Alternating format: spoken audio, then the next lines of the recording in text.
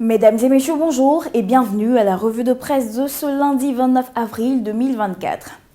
La journée d'hommage des peuples Hatchans et Akyé qui s'est tenue hier à Songon fait les choux gras de plusieurs journaux. Ainsi, Fraternité Matin indique que la mobilisation fut exceptionnelle. Le mandat de son côté écrit que les Hatchans, Akyé et peuples alliés sont debout pour Ouattara. Le premier ministre Begré Mambé, fils de la localité, a tenu à faire savoir que les peuples Hatchans et Akyé disent c'est Ouattara hier, Ouattara aujourd'hui, Ouattara demain.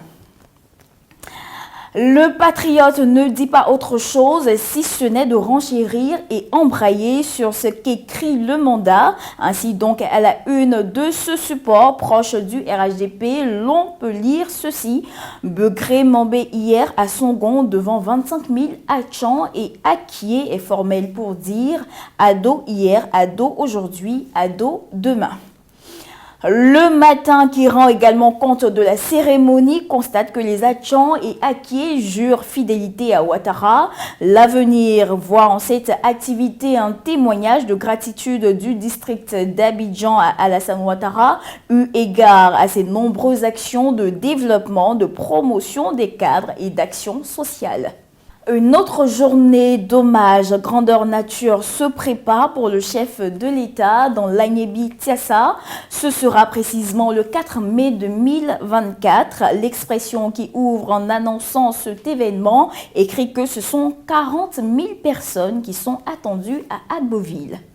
Du côté de l'opposition, le PPACI prépare la convention d'investiture de son candidat Laurent Gbagbo à la présidentielle de 2025. Sur ce point, Le Temps nous fait le point de l'évolution des préparatifs.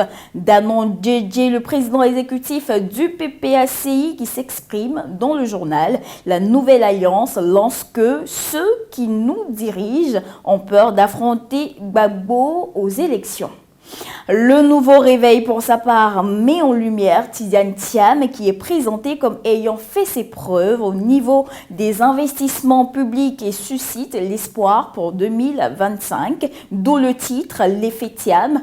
Et l'Inter revient sur la passe d'armes entre Bakongo et Blé-Goudé et se sent très écorché par le leader du COJEP, d'où cette ferme interpellation. Non, monsieur Blé-Goudé, vous vous trompez de cible et de combat. Le journal La Clarté nous propose un dossier exclusif sur le financement de la Grande Mosquée du Plateau et situe les différents rôles joués par les pouvoirs successifs d'Houphouët-Boigny à aujourd'hui.